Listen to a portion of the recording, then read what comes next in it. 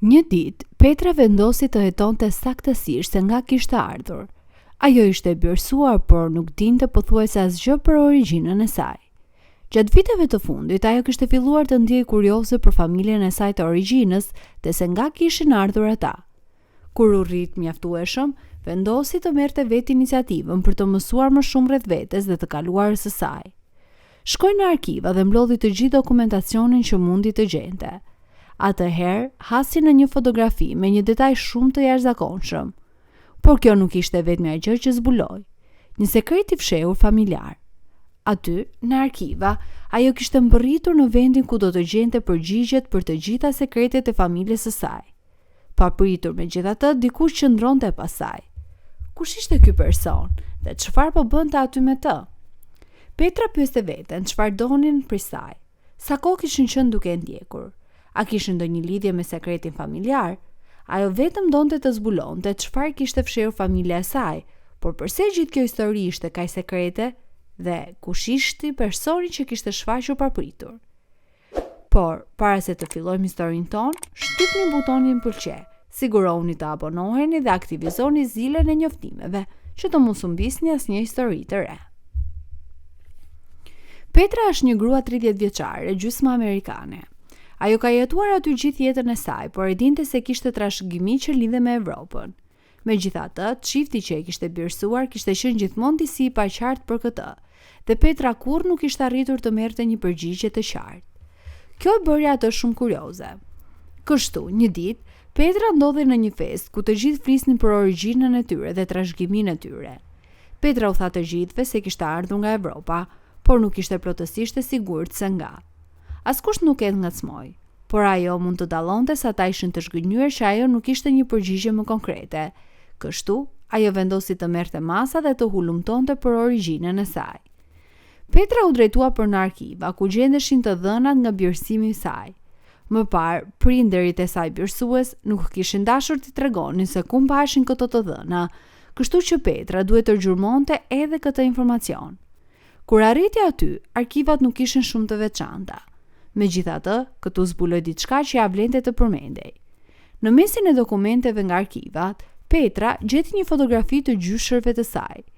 Diçka në fotografi e intrigoi atë. Ajo studioi fotografinë më nga afër dhe përcaktoi se gjyshërit e saj ishin me origjinë gjermane. Kjo sigurisht që ishte një piknisje. Pastaj, Petra zbuloi një detaj të veçantë. Ajo njohu kravatën që mbante burri në fotografi. Babai i saj birësues shpesh mbante të njëjtën kravatë të saktë. Fillimisht Petra mendoi se mund të ishte një rastësi, por pastaj përcaktoi se nuk kishte asnjë mundësi që gjyshi i saj dhe babai i saj birësues të kishin të njëjtën kravatë. Kjo nuk mund të ishte rastësi, dhe ajo do të duhet ta hetonte. Petra shkoi të kërkonte kravatën e babait të saj birësues. Ajo duhet të dinte nëse ishte e njëjta kravatë apo jo. Ndërsa nuk donte të mendonte se kjo ishte një rastësi, gjithashtu nuk donte të bënte supozime. Ajo nuk e informoi baban e saj birësues për atë që po bënte, prandaj ky kërkim nuk shkoi plotësisht sipas planit. Petra kishte çelësin e shtëpisë së prindërve të saj birësues. Ajo zgjodhi një ditë për të vizituar kur prindërit e saj zakonisht ishin gjithmonë jashtë duke kryer punë, si blerje ushqimore dhe nëna e saj birësuese duke bërë thonjë. Kur hyri brenda në atë që supozoi të ishte një shtëpi bosh, Petra u trondit. Prindërit e saj birësues, Mark dhe Lea, ishin në shtëpi papritur. Petra nuk do të kishte parë makinën në tyre në garazh. Mark e pyeti Petrën se çfarë kishte ardhur të bënte. Në fakt, Petra nuk vizitonte shpesh papritur. Zakonisht, ajo njoftonte paraprakisht. Ajo që Petra u tha atyre ishte mjaft e jashtëzakonshme. Petra u tha prindërve të saj birësuar se mendonte se kishte lënë karikuesin e telefonit aty kur kishte vizituar disa ditë më parë. Ajo tregoi se kjo ishte arsye pse nuk kishte telefonuar, sepse telefoni i saj kishte vdekur ndërkohë. Pse nuk mundi Petra thjesht të thoshte prindërve të saj birësuar se kishte ardhur të shikonte kravatën? Pse duhet të mendonte për një gënjeshtër në çast? Sepse kishte më shumë në histori. Petra nuk donte të zbulonte qëllimet e saj të vërteta, vetëm në rast se kishte diçka më shumë se sa ajo kishte zbuluar tashmë. Kravata nuk ishte vetëm një gjë e habitshme në fotografi. Në anën e pasme të fotografisë kishte një shënim që thoshte: nëse po e lexon këtë, atëherë ke gjetur gjurmën. je në rrugën e duhur. Prindrit e Petrës duke se nuk dyshonin kur ajo u tha se do të shkonte të kontrollonte në zyrën e Markut dhe në dhomën e pasme, pasi ata nuk ishin hasur tashmë në karikues. Sigurisht, nuk ishte asnjë karikues për t'u gjetur, por kjo nuk ishte çështja. Petra vetëm kishte nevojë për një justifikim për të marrë kravatën. Petra gjeti kravatën në fjalë dhe vendosi ta merrte fshehurazin në çantën e saj. Me teknologjinë e sotme mund të bëhet shumë. Petra skanoi kravatën me telefonin e saj dhe arriti të gjurmonte se cila dyqane online shisnin kravata të tilla.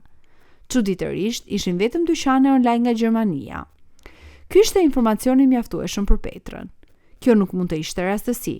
Babai i saj birësues Mark kishte diçka të bënte me prejardhjen e saj. Ajo ishte sigurt për këtë. Petra nuk mund ta linte çështjen dhe vendosi se do të duhet të hetonte më tej. Por ajo nuk ishte një gjurmë tjetër. Pas disa mendimeve dhe vendosmërie, Petra vendosi të fluturonte për në Gjermani. Ajo nuk mund të hiqte nga mendja mesazhin në anën e pasme të fotografisë.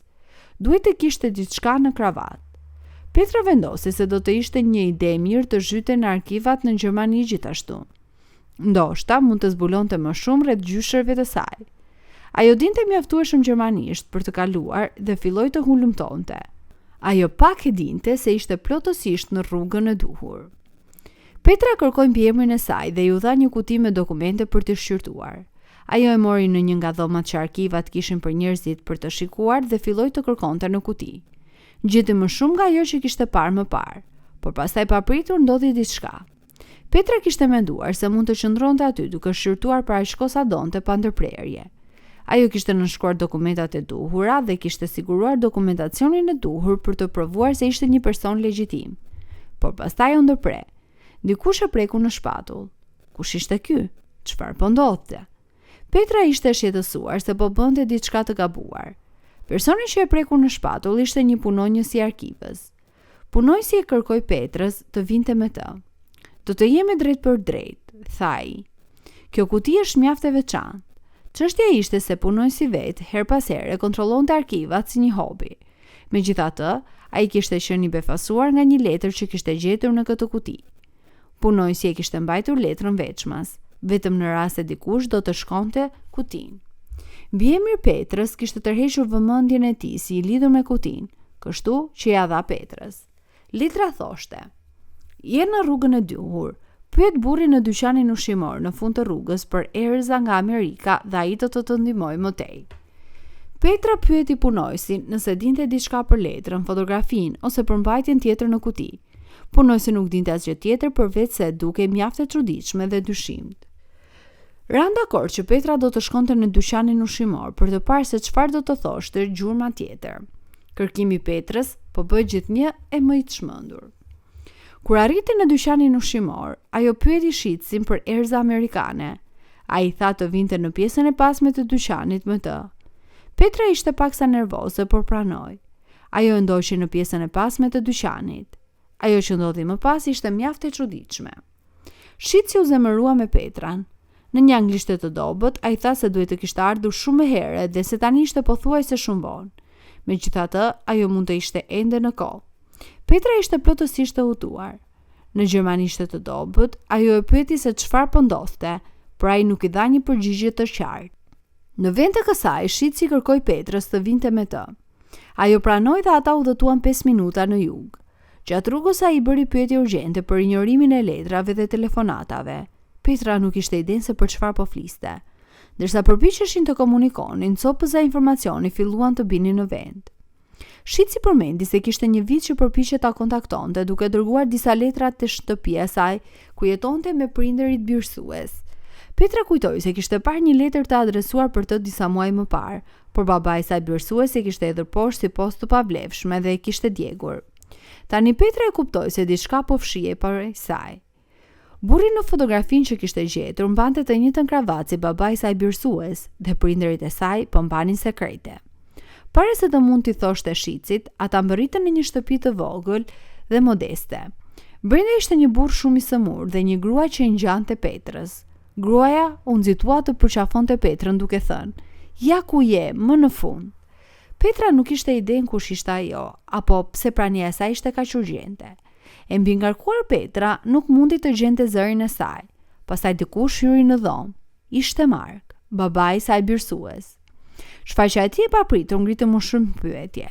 Ai tha Petrës të mos ndihmonte burrin në semur, duke pretenduar se ai e kishte braktisur atë, dhe tani kishte nevojë për të vetëm kur i përshtatej atij. Shitsi ndërhyri për të shpjeguar. Ai ishte vëllai i burrit të sëmur, i cili kishte nevojë urgjente për një transplant veshke. Petra ishte shpresa e tij e fundit për shkak të listës së gjatë të dhuruesve. Petra ishte hutuar. Ajo thjesht kishte dashur të mësonte më shumë rreth historisë së familjes së saj. Pastaj erdhi e vërteta. Gruaja ishte motra e saj më e madhe dhe burri i sëmur ishte babai i saj biologjik. Mark e kishte birsuar Petrën nga ata dhe kishte marrë letrat, por kishte zgjedhur t'i fshinte ato. Ai besonte se prindrit e saj kishin braktisur menjëherë pas lindjes, duke vendosur në një jetimore. Por ata e kishin bërë këtë për shkak të vështirësive financiare, duke shpresuar t'i jepnin Petrës një jetë më të mirë. Pavarësisht tronditjes, Petra donte të kuptonte më shumë. Babai i saj shpjegoi se e kishin vendosur në jetimore nga dashuria, jo nga refuzimi. Tani ai shpresonte të rilidhej. Mark ende dyshonte në qëllimin e tij, duke besuar se ai kishte kontaktuar tani vetëm për shkak të sëmundjes. Por doli se motra e saj kishte dërguar letra, duke besuar se Petra do të zbulonte të vërtetën. Tani Petra duhet të vendoste nëse do të vazhdonte me transplantin. Ajo ishte dyzuar. Mark e kishte rritur, por gjithashtu i kishte fshehur të kaluaren. Ajo pyeti për nënën e saj biologjike dhe ajo që mësoi e tronditi. Nëna e saj ishte Lea, gruaja aktuale e Markut. Lea kishte qenë kundër heqjes dorë nga Petra dhe më vonë i kishte kërkuar atë. Kur mësoi se Mark e kishte birsuar Petrën, ajo u rilidh me të dhe një marrëdhënie u zhvillua. Ata zgjodhën të mos i tregonin Petrës se Lea ishte nëna e saj e vërtetë, duke u friksuar se kjo do të ndikonte në lidhjen e saj me Markun. Pas përpunimit të gjithçkaje, Petra pranoi të testojë si dhuruese. Ajo përputhej. Pavarësisht kundërshtive të Markut, ajo zgjodhi të ndihmonte për të shpëtuar baban e saj biologjik. Transplanti ishte i suksesshëm. Më pas Petra u kthye në Amerikë, por mbajti kontakte me baban dhe motrën e saj. Ajo u përball me Lean, por u pajtua. Mark dhe Lea ende jetojnë bashkë. Petra tani flet rregullisht me baban e saj dhe prit me padurim vizitën e motrës së saj në Amerikë. Në fund të fundit, një përfundim i lumtur për një histori të çmendur.